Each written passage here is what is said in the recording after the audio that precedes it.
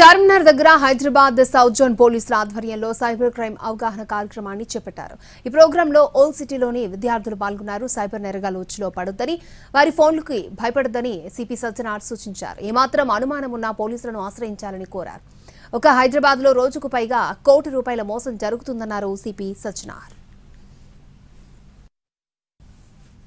మన Hyderabad city police తరఫు నుంచి మనము ప్రతి శనివారము ప్రతి మంగళవారము ప్రతి గడప గడపకు సైబర్ క్రైమ్ అవేర్నెస్ కార్యక్రమాన్ని చేపట్టడం జరిగింది.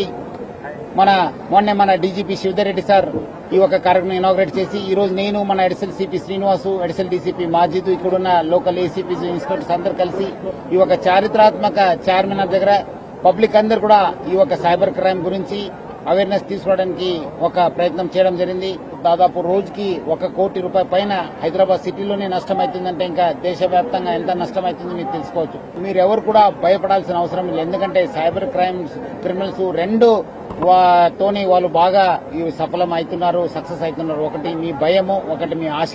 ఎవరు కూడా భయపడొద్దు. ఎవరో ఫోన్ చేసి మీకు ఈడీ కేసు ఉంది, సిబిఐ కేసు ఉంది, డిజిటల్ అరెస్ట్ అయితే కూడా ఎవరు కూడా భయపడొద్దు. మీరు ఇమీడియట్లీ స్విచ్ ఆఫ్ చేయాలి. సెకండ్ ఆశే, మీ ₹1 లక్ష 10 లక్షలు వస్తుంది, ₹1 కోటి వస్తుందంటే ఎవరు చెప్పినా నమ్మొద్దు. అన్ని కూడా ఇన్వెస్ట్మెంట్ ఫ్రాడ్స్.